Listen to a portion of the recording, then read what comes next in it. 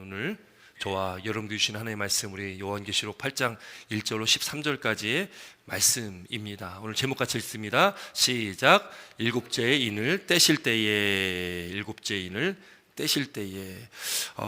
오늘 이 8장의 말씀, 이제 일곱째 인, 지금까지 여섯째 인이 다 떼어졌는데 한 2주 전에 말씀이기 때문에 기억이 잘 나지 않으실 것 같아가지고 약간 복습 한번 하고서 넘어가도록 하겠습니다. 여러분, 앞으로 이 요한계시록에 이제 우리가 지금 일곱째 인이 떼실 때, 일곱째 인이 떼어지고 이제 나오는 것이 일곱 나팔과 일곱 대접이 나온다. 우리 그림 한번 보겠습니다.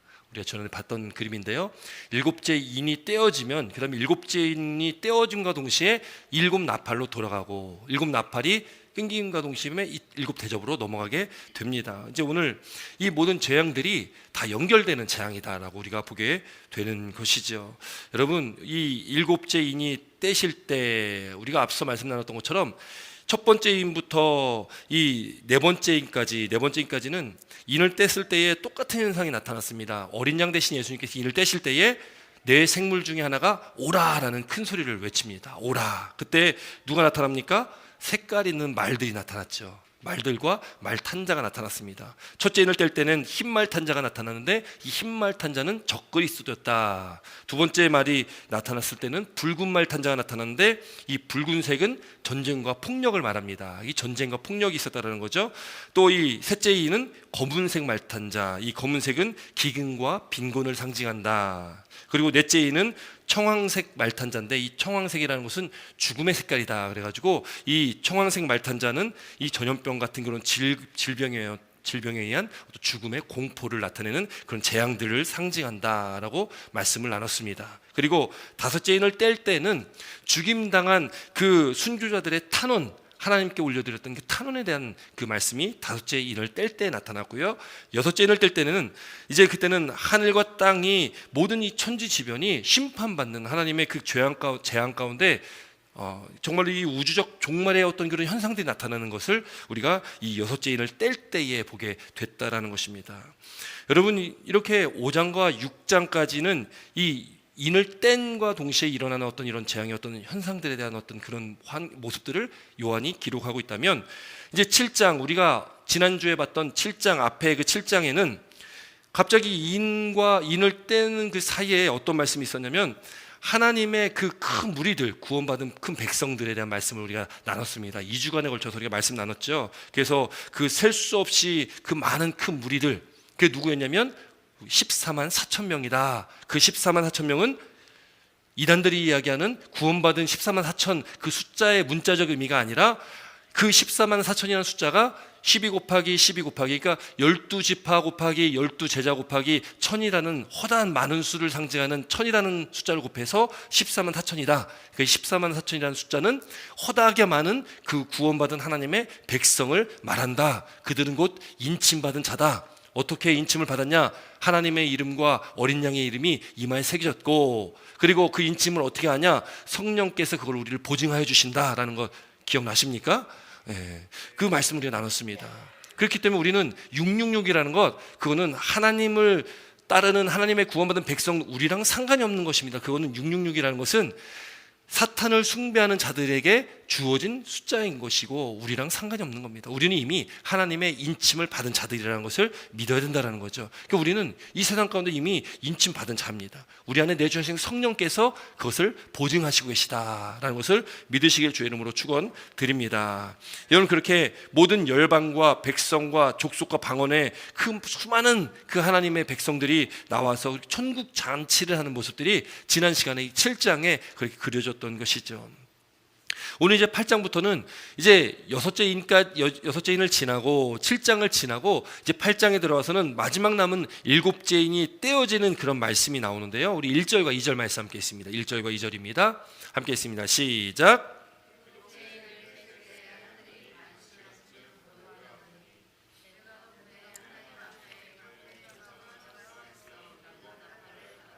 네, 여기 보니까 일곱째 인이 떼실 때에 한 시간, 아니, 한 반 시간쯤 이 고요했다.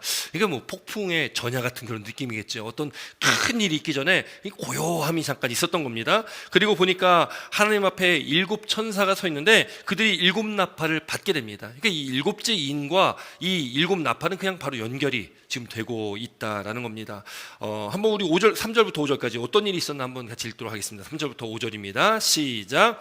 또 다른 천사가 와서 제단 곁에 서서 금 향로를 가지고 많은 향을 받았으니 이는 모든 성도의 기도와 합하여 보좌 앞 금 제단에 드리고자 함이라.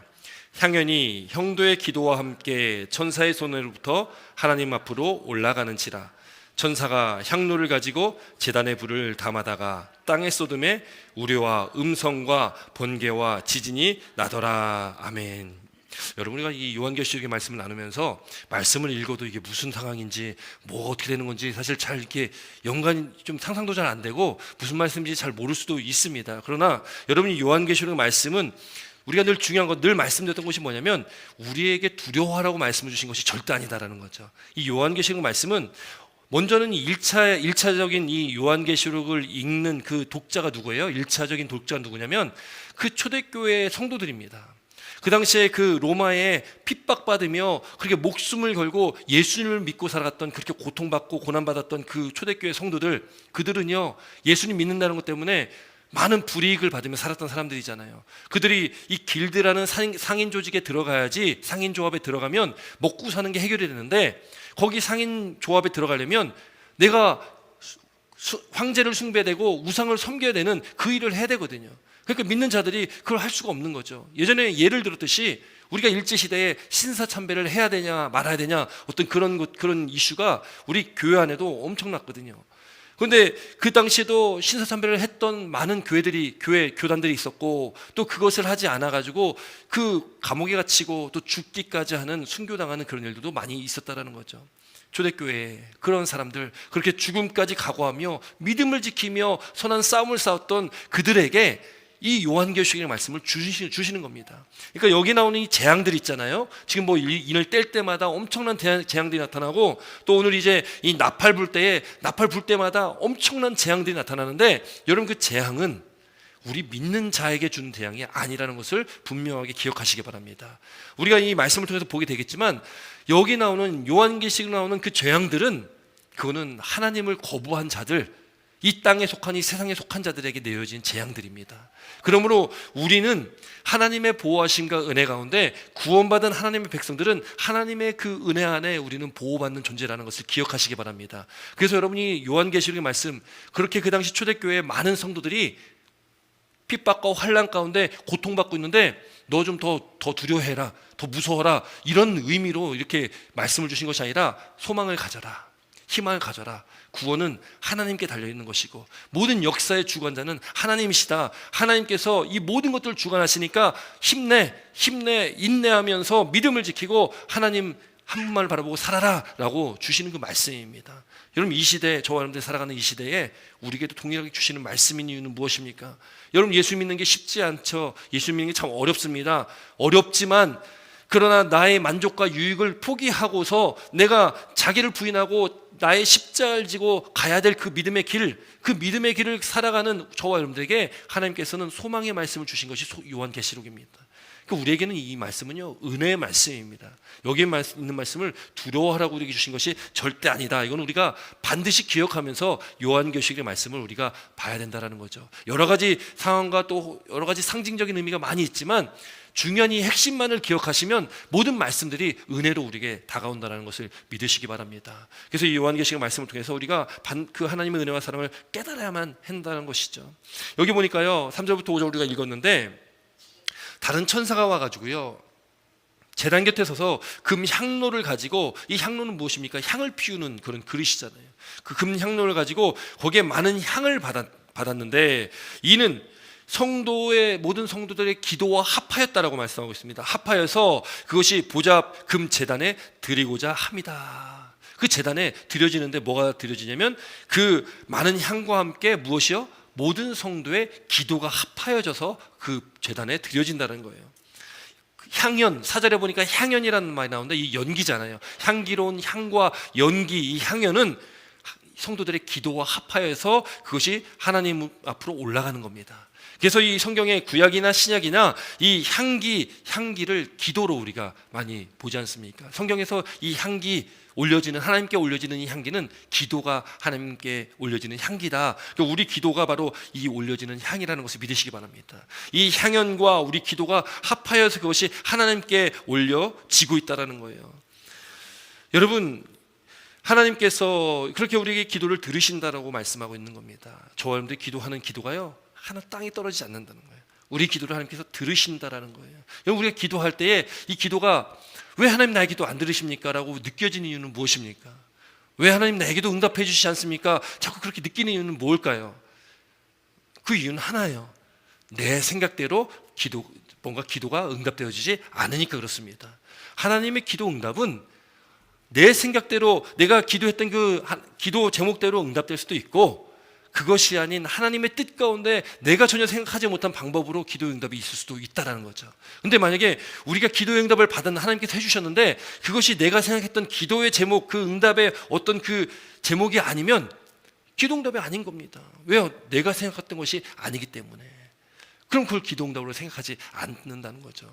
내가 어떤 일을 하기 위해서 어떤 일을 계획하며 나아갈 때에 만약에 그 일을 계획하면서 기도하며 나갔는데 그 일이 잘 되지 않았습니다. 뭔가 막히고 잘 안 됩니다. 그러면 하나님 왜 내 기도 안 들으십니까? 그렇게 생각할 수가 있다는 거죠. 그런데 하나님께서는 그 길을 막으신 이유가 있다는 거죠. 그 일들을 막으신 이유가 있다는 겁니다. 왜요? 하나님은 하나님께서 계획하신 다른 길이 있기 때문에 그 다른 길을 저와 여러분들에게 열어주시기 위해서 우리가 생각했던 그 기도 제목들을 막으신다는 겁니다. 그걸 깨닫는 것이 은혜라는 것을 믿으시기 바랍니다. 또 그것을 깨닫는 저와 여러분 되시기를 주의 이름으로 축원드립니다. 그래서 우리가 기도할 때에 하나님, 내가 내 뜻을 다 정해놓고 기도하는 것이 아니라 하나님께 모든 건 내어 맡겨드립니다. 하나님께서 하나님 뜻대로, 하나님 말씀대로, 하나님 방법대로 하나님 역사하시고 응답하여 주시옵소서, 이렇게 기도하시는 저와 여러분 되시길 주님의 이름으로 축원드립니다. 하나님, 내가 이렇게 딱 정했으니까 이렇게 해주셔야 됩니다. 이렇게 분명하게 해주실 줄 믿습니다. 아무리 믿어도 안 될 수 있다라니까요. 여러분, 그러므로 우리가 기도할 때 잘 기도해야 된다는 거죠. 여러분, 예수님께서는 기도할 때 항상 기도하고 낙심하지 말아라라고 말씀합니다. 낙심하지 말아라. 우리 기도가 하늘 제단에 쌓아지기 때문에 그렇습니다. 저와 여러분들이 기도한 이 기도가 하나님의 제단에 쌓여지고 또 하나님께서 그 기도를 다 받으시기 때문에 하나님께서 우리 기도를 들으시고 그 기도를 들으신 하나님께서는 하나님의 방법대로 역사하신다라는 것을 우리는 반드시 믿어야 된다는 거죠. 여러분, 기도는요, 그래서 이렇게 표현을 할 때가 있습니다.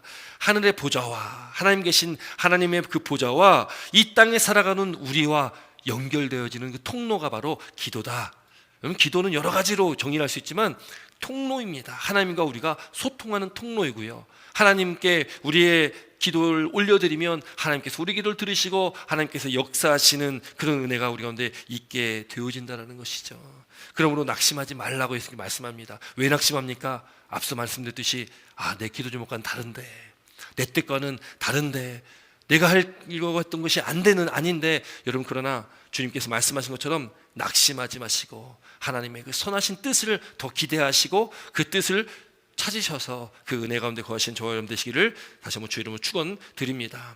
여러분, 여기 오늘 이 요한계시록에 지금 8장에 기록되어져 있는 이 기도는, 사실 이 기도는 하나님 백성, 그 당시 초대교회 성도들이 그렇게 주님 앞에 간절히 기도했던 정말 애절한 기도잖아요. 그들이 정말 많은 불합리한 그런 일들을 당하면서 예수 믿는 거 하나 때문에 불합리하게 그렇게 어려움 가운데 정말 살아가는 그들이 하나님께 간절히 드리는 그 기도입니다. 그 기도를 그렇게 하나님께 울부짖으며 간구하는 핍박받는 성도들의 기도, 여러분, 그 기도를 하나님께서 들으시지 않겠습니까? 하나님께서 들으시겠죠. 간절한 기도인데 하나님께서 듣지 않으시면 안 되겠죠. 그 하나님께서 그 기도를 들으시고 또 하나님께 그 기도 가운데 하나님께서는 하나님의 일들을 이루어내신다, 하나님께서 역사하신다는 것을 오늘 말씀에 우리에게 주고 있다라는 겁니다. 그렇게 핍박을 견디면서 그렇게 기도한 성도들의 그 기도는 하나님께서 반드시 응답하십니다. 저와 여러분들도 믿음의 삶 가운데 우리가 어렵고 힘든 믿음의 삶을 살아가면서 하나님께 올려드리는 그 기도는 반드시 응답하신다는 것을 기억해야 된다는 것이죠. 여러분, 오늘 이 기도 하나님께서 기뻐 받아주신 그 기도가 올라간 다음에 어떻게 됩니까? 우리 5절 말씀 다시 한번 읽습니다. 5절입니다. 시작.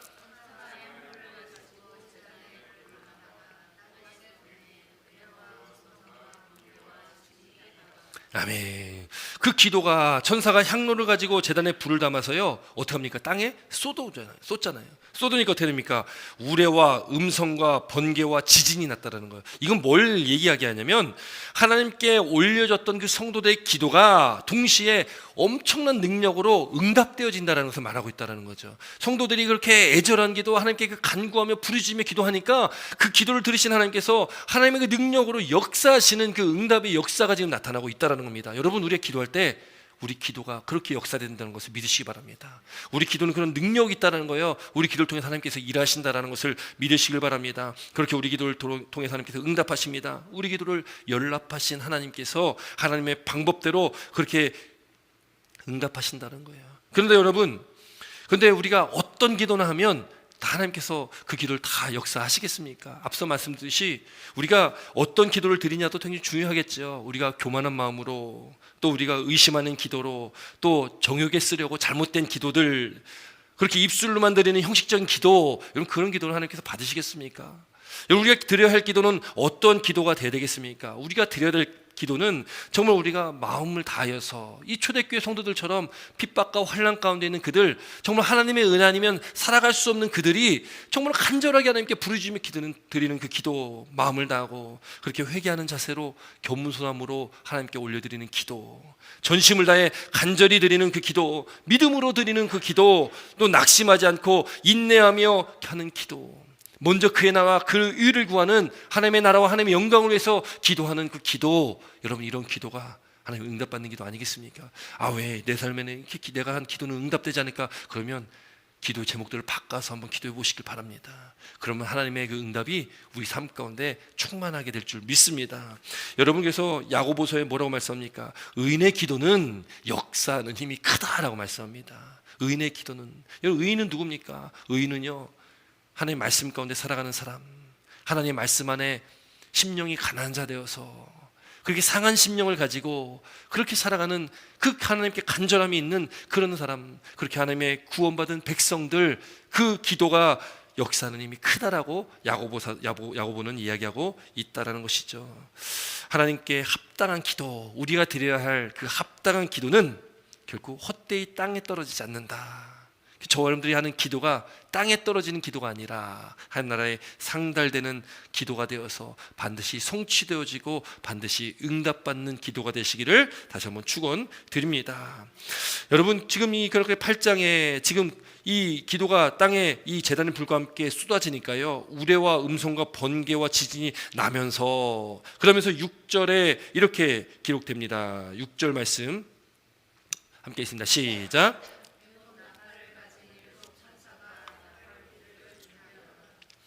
지금 보니까요 어떻게 됩니까? 7 나팔을 가진 7 천사가 나팔을 불기를 준비하고 있습니다. 준비하고 있다라는 거예요.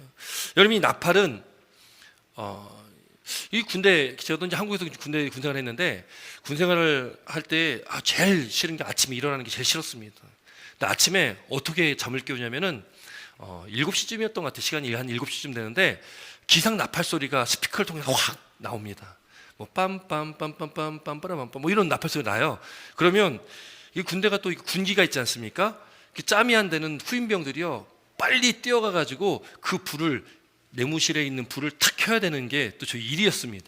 그래가지고 아침에 푹 자고서 그냥 천천히 일하면 참 좋을 텐데 기상 나팔 소리가 울림과 함께요 파다다다닥 하는 소리가 막 나는 거예요. 그 후임들이 뛰어다니는 소리입니다. 그런 정신 집중하고 있어야 되는 그런 상황 가운데 군생활을 했던 기억이 있는데, 여러분 지금 이 나팔을 받고 준비하고 있다라는 것은 하나님의 사인이 이제 있을 것이다라는 것을 말씀하고 있다라는 거예요. 마치 아침에 잠을 깨야 하듯이 그렇게 하나님의 사인이 있을 것이다. 세상에 하나님을 알지 못하고 내가 주인인 양 살아가는 수많은 세상 사람들, 그렇게 하나님을 거부한 사람들이, 그들이 그렇게 막 살아가던 그 삶 가운데 그 사람들에게요 그냥 찬물을 끼얹는 것 같은 그런 사인인 것입니다. 이 나팔 소리로 큰 재앙들이 나타나기 시작하기 때문에 그렇습니다. 앞서 서두에 말씀드렸듯이 그 재앙들은 하나님을 믿는 구원받은 백성에게 내리는 재앙이 아니다. 세상에 속한 자들에게 내려질 재앙이다라는 것을 앞서 말씀드렸듯이 지금 엄청난 재앙들이 시작될 거다라는 그 사인이 이제 천사가 나팔을 딱 들고 있는 겁니다. 불 준비를 하고 있다라는 거죠.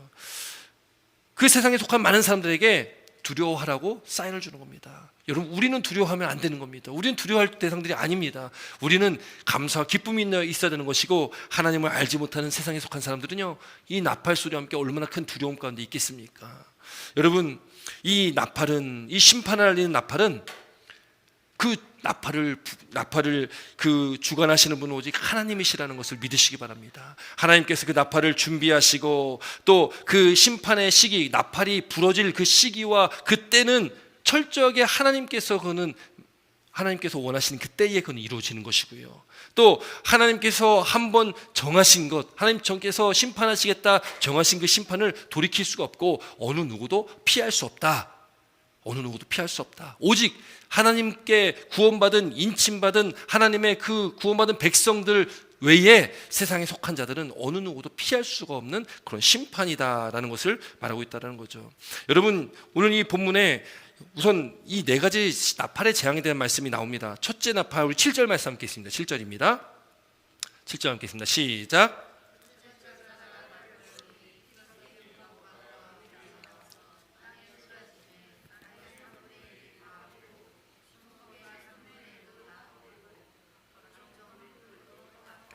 네, 여기 보니까요, 첫째 천사가 나팔을 부니까 무슨 일이 있었냐면 피 섞인 우박과 불이 내렸다는 거예요. 땅에 쏟아지니까요, 땅의 3분의 1이, 수목의 3분의 1이 또 각종 푸른 풀도 타버렸다. 그게 엄청난 재앙이 지금 임한 겁니다. 여러분, 사실 이 요한계시록은 그냥 문자 그대로 해석하기가 참 쉽지 않습니다. 그리고 이거는 뭡니다라고 뚜렷하게 정확하게 그걸 말씀을 해석할 수도 없습니다. 그래서 이 말씀, 여기 나오는 이 나팔의 어떤 재앙, 또 다른 재앙의 그 말씀들을 뭐 흔히 막 이렇게 그 해석을 많이 하잖아요. 지금 여기 피 섞인 우박과 불 같은 거는 과거에는 잘 그런 게 의미가 별로 이렇게 와닿진 않았는데, 오늘날에는 뭐 미사일도 많고 뭐 핵무기도 있고 뭐 엄청나잖아요. 그런 것들이 막 하늘에서 쏟아지는 그 전쟁을 상상하면 되겠다라고 뭐 그렇게 이 말씀들을 해석할 수도 있습니다. 그런데 여러분, 그것이 다 그거다라고도 해석하면 안 된다라는 거죠. 하나님께서 주시는 그 재앙은 어떻게 우리 가운데 역사할지는 우리는 아무도 모릅니다. 그거는 그때 가서 그 재앙이 내렸을 때 아는 거지, 누구도 우리를 그 쉽게 속단해서 이거를 그럴 것이다, 핵무기 같은 어떤 그런 첨단 무기들이 하늘에서 쏟아지는 것을 말한다라고 판단하면 안 된다는 거죠. 그러면 이미 지금껏 수없이 많이 있었던 수많은 전쟁 가운데 하나님께 재앙이 이미 임한 거죠. 물론 그렇게 보기도 합니다. 이미 지금 우리가 말세를 살고 있기 때문에 이 재앙들은 이미 예수님께서 초림하신 그때부터 재림하실 그때까지 역사 속에 끊임없이 있을 것이다, 앞으로 더 심해질 것이다 라고 우리는 또 추측하고 그렇게 예단하고 있다라는 거죠. 또 이 첫 번째 이 나팔 재앙이 지나고 두 번째 나팔 재앙이 시작하는데, 첫 번째 나팔은 땅에 있었다면 두 번째 표적은 바다에 있게 됩니다. 우리 8절과 9절 말씀 함께 있습니다. 8절 9절입니다. 함께 있습니다. 시작.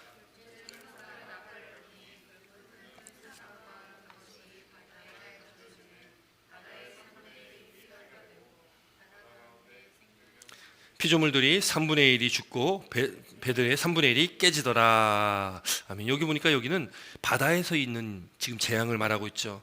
이 바다에 있는 이 재앙들, 이건 또 어떻게 볼까? 그래서 이 말씀에 대해서 또 뭐 여러 가지로 또 해석을 합니다. 요즘에 뭐 유조선 같은 것들이 침몰할 때 뭐 기름이 막 나오고 뭐 여러 가지 상황으로 어떤 그런 것들로 이제 표현하고 해석할 수가 있다라는 거죠. 또 뭐 얼마 전에 있었던 일본에 있었던 그 지진으로 인해 가지고 그 원전에 피해가 있었지 않습니까? 그럼 방사능도 유출되어지고 또 바다에 많은 물들이 또 오염되어지고 그런 일도 있었잖아요. 그런 어떤 현상들로 이거를 또 이렇게 해석할 수도 있지만, 굳이 그렇게 그것이다라고는 해석하지 않는 게 더 좋다. 하나님께서 이렇게 땅이나 바다나 어디든지 하나님께서는 하나님의 심판이 반드시 그렇게 임하게 될 것이다라는 것을 말씀하고 있다라는 거예요. 그렇게 바닷속의 생물들과 바다 위의 선박들의 3분의 1이 순식간에 파괴된다는 겁니다. 하나님의 재앙은 두려운 재앙일 수밖에 없다라는 겁니다. 하나님 그래서 그런 재앙을 내리실 거다. 자, 셋째 나팔이 부러질 때에 우리 10절 11절 말씀 함께 있습니다. 10절 11절 함께 있습니다. 시작. 셋째 천사가 나팔을 부니 횃불같이 타는 큰 별이 하늘에서 떨어져 강들의 3분의 1과 여러 생물에 떨어지니 이 별의 이름은 쏜쑥이라. 물의 3분의 1이 쏜쑥이 되매 그 물이 쓴물이 되므로 많은 사람이 죽더라. 여기 보니까 이제 횃불같이 타는 큰 별이 하늘에서 떨어져서, 또 이런 거 보면 또 이제 뭐 운석이 떨어진다 뭐 이런 얘기 하겠죠. 여러분, 하나님의 그 심판과 재앙의 역사가 지금 땅과 바다와 하늘 막론하고 지금 막 임하는 겁니다. 그 누구도 피할 수 없는 재앙이라는 거죠. 하나님을 알지 못하고 하나님을 거부한 그 세상 사람들에게 임하는 이 재앙들은요, 어마어마한 재앙입니다. 어마어마한 재앙이라는 거예요. 그 큰 별이 하늘에서 떨어지니까 강들의 3분의 1, 또 여러 생물에 떨어지니까 때를 떨어졌는데 그 별의 이름이 쏜쑥이다. 이 쏜쑥이라는 그 의미가요, 예레미야에 보면 나오는데 한번 같이 읽도록 하겠습니다. 예레미야 9장 13절 16절 말씀 함께 있습니다. 시작. 여호와께서 말씀하시되 이는 그들이 내가 그들 앞에 세운 나의 율법을 버리고 내 목소리를 순종하지 아니하며 그대로 행하지 아니하고 그 마음의 완악함을 따라 그 조상들이 자기에게 가르친 바알들을 따랐습니다. 그러므로 만군의 여호와 이스라엘의 하나님께서 이와 같이 말씀하시니라. 보라, 내가 그들 곧 이 백성에게 쑥을 먹이며 독한 물을 마시게 하고 그들과 그들 조상이 알지 못하던 여러 나라 가운데에 그들을 흩어버리고 진멸되기까지 그 뒤로 칼을 보내리라 하셨느니라. 아멘. 여러분, 여기 보니까요, 지금 여기 15절 말씀 보니까 만군의 여호와 이스라엘의 하나님께서 이와 같이 말씀하시는데 뭐라고 말씀하시냐면, 내가 그들 곧 이 백성에게, 이 백성은 누굽니까? 하나님의 백성들이거든요. 여기는 하나님의 백성들, 특별히 하나님께 택하신 이스라엘 백성들에게 주시는 경고의 심판의 말씀인데, 그때 사용했던 것이 뭐냐면 이 백성에게 쑥을 먹인다는 거야. 쑥. 그러니까 오늘 이 요한계시록에 나오는 쑥과 같은 의미의 쑥인데, 그 쑥의 의미는 뭐냐면 하나님의 심판에 대한 말씀입니다. 이 말씀은, 예레미야 9장의 말씀은 하나님을 믿는 백성들에게 내리시는 하나님의 심판에 대한 것이고, 오늘 요한계시록에 기록되어 있는 이 재앙의 쑥은 하나님을 믿지 않는 세상에 내려지는 재앙의 심판의 말씀이 됩니다. 같은 의미의 쑥이라는 거죠. 여기 요한계시록 9장에서도 왜 하나님 믿는 백성들이 이 하나님의 심판을 받게 됩니까? 여기 13절부터 지금 우리가 읽은 이 말씀에 다 기록되어 있잖아요. 뭐라고 기록됩니까? 나의 율법을 버리고 말씀을 버렸다는 거예요. 말씀을 버렸다. 내 목소리를 청종하지 않았다. 말씀을 듣긴 들어도 그 순종하지 않는 겁니다. 또 그대로 행하지 아니하고 순종하지 않았다라는 거죠. 마음의 완악함을 따라 바알들을 따랐다, 우상 숭배를 했다라는 겁니다. 우리가 주일날 말씀을 나누면서 북이스라엘의 멸망과 함께 또 남유다도 북이스라엘을 바라보면서 그들이 돌이키고 그들이 하나님을 섬기고 하나님 말씀을 따라야 되는데, 그들 또한 북이스라엘의 전철을 쫓아가는 그런 모습들을 보게 되면서 역사 속에 북이스라엘이나 남유다나 다 멸망되잖아요. 나라가 없어지게 되잖아요. 왜 그랬냐면 하나님의 말씀을 따르지 않았다. 하나님의 말씀에 순종하지 않았다. 여러분, 우리도 오늘날 이 시대에 하나님의 말씀 앞에 살아야 될 이유가 됩니다. 우리에게 주신 이 말씀이, 그래서 우리에게 깨닫게 하기 위해서 우리에게 주신 말씀입니다. 거울 삼으라는 거예요. 거울 삼아라. 이스라엘 백성들을 거울 삼아라. 거울 삼아서 나의 삶을 되돌아보고 내 믿음의 길을, 여정을 한번 되돌아보고 내가 지금 말씀 안에 살지 않으면 돌이켜라. 그것을 지금 말씀하고 있다라는 것을 우리는 보게 됩니다. 여러분, 오늘 이 말씀, 특별히 오늘 이제 이 셋째 천사가 이 물의 3분의 1 물까지도, 이제 사람들이 먹을 수 있는 물까지도 이 재앙 가운데 못 먹게 만든다는 거예요. 또 이 물의 3분의 1이 쓴 쑥이 되니까요, 그 쓴 물을 먹고 사람이 어떻게 됩니까? 죽었더라라고 합니다. 죽었다. 여러분, 이 물은 굉장히 중요하지 않습니까? 우리가 살아가면서 물이 없으면 살 수 없는 거예요. 여러분, 이 물이 그렇게 사람들이 먹고 죽는 물이 된다면 여러분, 우리 인간이 살아갈 수가 없는 거 아니겠습니까? 여러분, 오늘날 우리가 지금 설교 준비하면서 이게 물에 대해서 이렇게 좀 한번 좀 생각을 해봤는데, 여러분, 물 우리가 뭐 이게 돈 주고 사 먹을 거라고 생각을 했겠습니까? 이제 어렸을 때만 해도 뭐 물을 돈 주고 사 먹는다는 건 말이 안 되는데, 요즘에 다 돈 주고 사 먹잖아요. 돈 주고 사 먹고 어쩌면 물이요 기름보다도 더 비싸기도 합니다. 그래서 물이 얼마나 비쌀까 이렇게 한번 좀 찾아봤는데, 물이 엄청 비싼 물이 있더라고요. 이거 뭐 상상을 초월하는 물들이 있더라고요. 한번 사진자가 준비했는데 한번 보겠습니다. 사진 한번 보겠습니다. 사진. 예, 뭐 여기 여러 가지 물이 있습니다. 여기 물 중에 보신 물 있으시죠? 이 뭐 여기도 파는 물들이 있을 겁니다. 뭐 이런 물들은 그냥 뭐 맘만 먹으면 사 먹을 수 있는 물인데요. 그 다음 사진 한번 볼까요? 예, 뭐 이상하게 생긴 물인데요. 요 물이 얼마일 것 같습니까? 글씨 보이실지 모르겠지만 얼마일 것 같아요, 이 물이요? 이 물이요 6억 8,400만 원.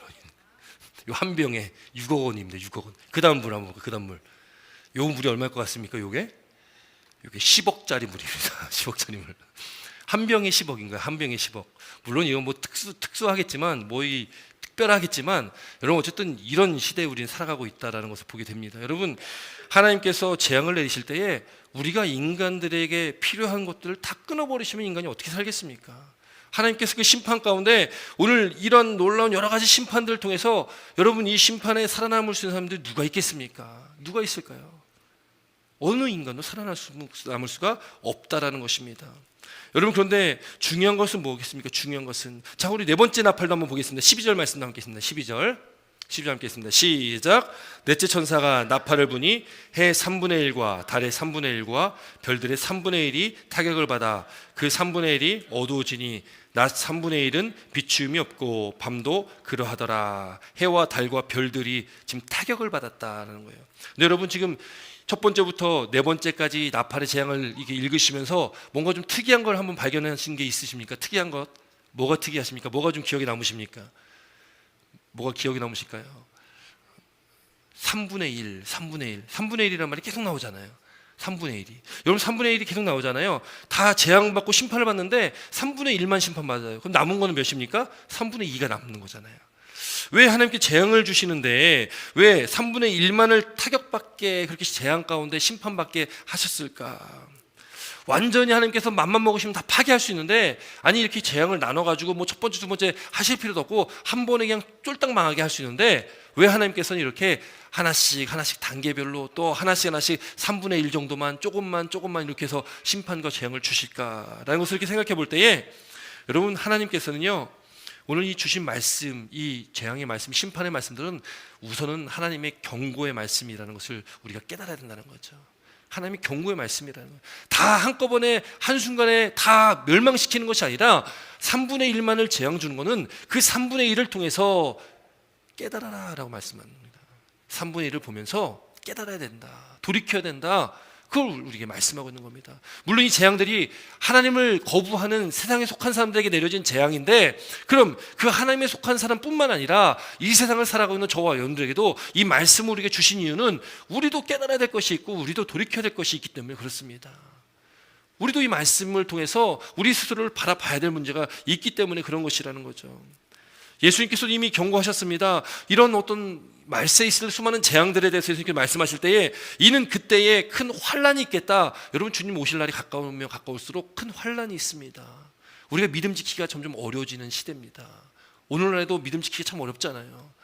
믿음 지키기 참 어렵습니다. 우리가 예수 믿고 교회는 나오지만 우리의 믿음이 지금 하나님께서 보시기에 온전하고 합당한 믿음인지 여러분 우리가 어떻게 그걸 우리가 장담할 수 있겠습니까? 하나님 앞에 너무나 부끄럽고 부족할 때 참 많지 않습니까? 여러분 그렇기 때문에 우리가 이 시대를 살아갈 때에 우리의 말씀을 통해서 깨닫고 우리 또한 돌이켜야 될 부분들이 있다라는 겁니다. 이런 경고의 말씀들, 이런 심판의 말씀들을 보면서 저와 여러분들도 이미 인침받고 구원받은 백성이지만 그러나 우리도 이 땅을 살아가면서 주님 오실 날을 기다리는 저와 여러분들의 인생은 준비해야 되는 인생들이라는 거죠. 주님 오실 날을 우리는 예비해야 되는 것이고 준비하고 깨어서 근신하여서 우리가 살아가야 된다라고 우리에게도 또한 동일하게 말씀을 하고 있다라는 겁니다. 하나님의 제한적인 심판 3분의 1만 내려지는 그 심판은 하나님께서 회개하라 돌이켜라 그렇게 우리에게 경고하신다. 또 세상에 있는 하나님 알지 못하고 살아가는 수많은 사람들에게도 그렇게 경고하고 있는 겁니다. 여기 재앙들 뭐 땅과 하늘과 바다와 우주적인 어떤 이런 재앙들 여러분 앞서 말씀드렸듯이 어떤 현상으로 우리가 이거다라고 단정 짓지는 않더라도 이 시대에 나타나는 현상을 통해서 주님 오실 날이 가까웠거는 깨달아야 된다는 거죠. 오늘날 얼마나 많은 수많은 일들이 있습니까? 곳곳에 전쟁, 기근, 지진. 여러분 얼마 전에 튀르키예 그 지진 때문에 지금 얼마나 많이 죽습니까? 그리고 지금 이 불의 고리라고 하는 태평양 지금 일본부터 시작해서 미국 이 캘리포니아 쪽으로 해서 이 태평양을 뺑 두르니 환태평양 조산대라는 불의 고리가 있지 않습니까? 여러분 대지진이 또 있을 거라고 예고를 하고 있지 않습니까? 도쿄 쪽에서 대지진이 있을 거다. 그 지진이 얼마나 많이 일어나고 있습니까? 앞으로 더 많은 지진들이 있을 것이고요. 요즘에 또 뉴스 보신 분들은 있겠지만 백두산이 폭발할 때가 다가왔다라는 어떤 징조들이 지금 많이 있다라는 거죠. 백두산이 폭발하면 어마어마한 재앙이 될 것이다라고 짐작을 합니다. 여러분, 지금 이런 시대를 우리가 살아가고 있습니다. 여러 가지 현상들을 통해서도 우리는 깨달아야 될 것이 무엇이냐면, 주님 오실 날에 가까워오긴 했나 보구나. 말세의 이 큰 환란의 때가 지금 이때구나. 그럼 우리는 어떻게 되나?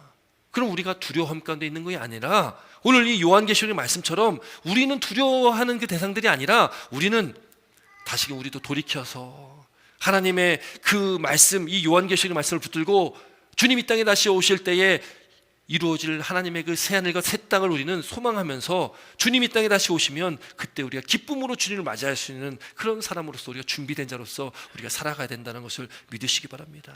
지혜로운 다섯 처녀처럼, 미련한 다섯 처녀는 신랑의 그 혼인잔치에 들어가지 못했습니다. 지혜로운 다섯 처녀는 그렇게 등과 기름을 함께 준비해서 신랑 대신 예수님과 함께 그 천국잔치에 함께 참여했지만, 미련한 다섯 처녀는 들어가지 못했다는 거예요. 그럼 이 시대를 살아오는 저놈들은 미련한 다섯 처녀입니까? 아니면 지혜로운 다섯 처녀입니까? 내가 지금 이 순간 나를 되돌아봤을 때, 내 삶을 되돌아봤을 때에 나는 지금 미련한 다섯 처녀인가? 아니면 나는 지금 지혜로운 다섯 처녀인가? 우린 되돌아봐야 된다는 거죠. 요한계시록의 말씀은 그래서 저와 여러분들에게 주시는 말씀입니다. 돌이켜라는 거예요. 하나님의 재앙은, 또 하나님의 심판은 반드시 있을 것이고, 누구도 그 심판을 피할 수도 없고, 또 주님 이 땅에 다시 재림하신 그때는 예수님께서 심판주로 오시는 때, 그 심판 때는 더 이상 기회가 없습니다. 주님 이 땅에 다시 오시면 더 이상 기회가 없어요. 우리가 이 땅의 삶을 끝내고 마치고 하나님 앞에 설 때에 여러분 더 이상 기회는 없습니다. 그러므로 우리가 살아가는 이 순간, 여러분, 우리는 이것이 그냥 하나님께서 한 번에 끝내는 심판이 아니라 하나님께서 징계를 주신다. 여러분, 부모가 자녀에게 이렇게 훈육하는 이유가 무엇입니까? 너 내 말 안 들으니까, 부모님 말 안 들으니까 너 그냥 호적에서 파서 나가, 뭐 이런 얘기 안 하잖아요. 그냥 훈육해가지고 자녀가 올바른 길로 돌아오길 바라잖아요. 그렇게 징계를 주는 이유는, 훈육을 하는 이유는 기회를 주는 거죠. 기회를 주는 겁니다. 돌이켜라, 바른 길로 와라, 바른 길로 와라. 그것이 하나님께서 주시는 징계의 목적입니다. 3분의 1만 주신 이유가, 그렇게 3분의 1의 그 재앙을 통해서 깨달아야 된다. 깨달아라.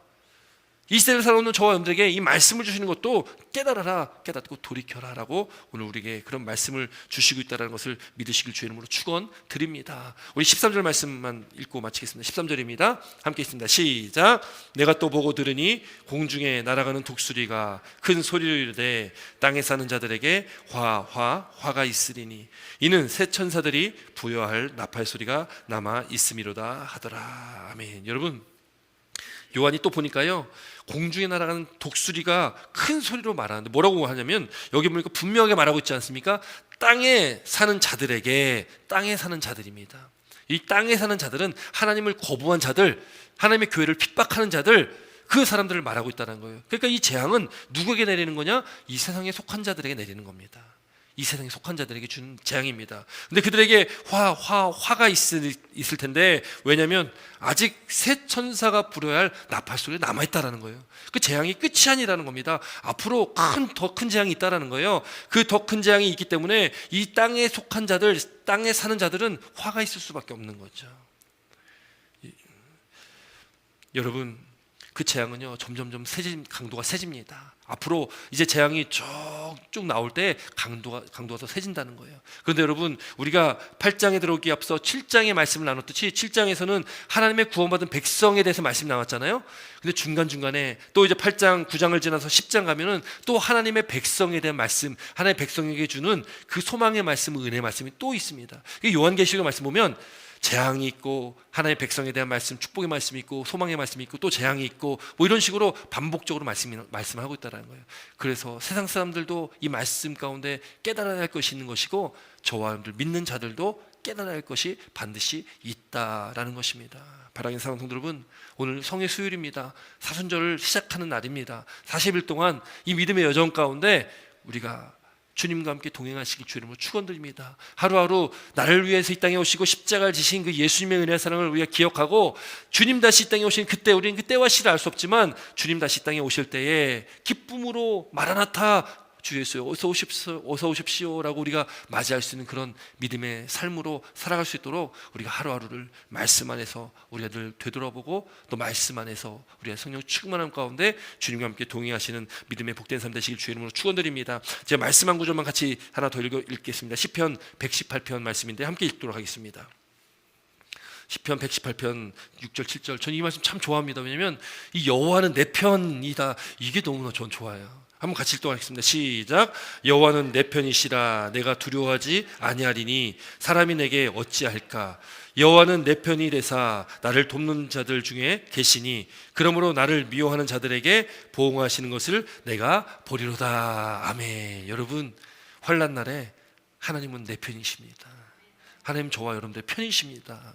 여러분, 이 땅에서 믿음의 삶을 지키면서 살아갈 때에 우리가 믿음의 삶을 살아가면서 사람들로 손가락질 당할 때도 있고요, 욕 먹을 때도 있고 참 마음이 아플 때도 있잖아요. 속상할 때 많잖아요. 여러분, 그러나 하나님께서 저와 여러분들을 지키시고 우리의 편이 되어주시고 우리의 그 안타까운 그 마음 하나님께 위로해 주시는 것을 믿으시기 바랍니다. 그러면 우리는 하나님만 바라보시고 내 편 대신 여호와 하나님만 붙드시고 이 환난 날에 또 주님 오실 날에 가까운 이 큰 환난의 때에, 이 말세 때에 주님 안에서 승리하시고 또 복된 믿음의 삶으로 나아가시기를 주의 이름으로 축원드립니다. 기도드리겠습니다.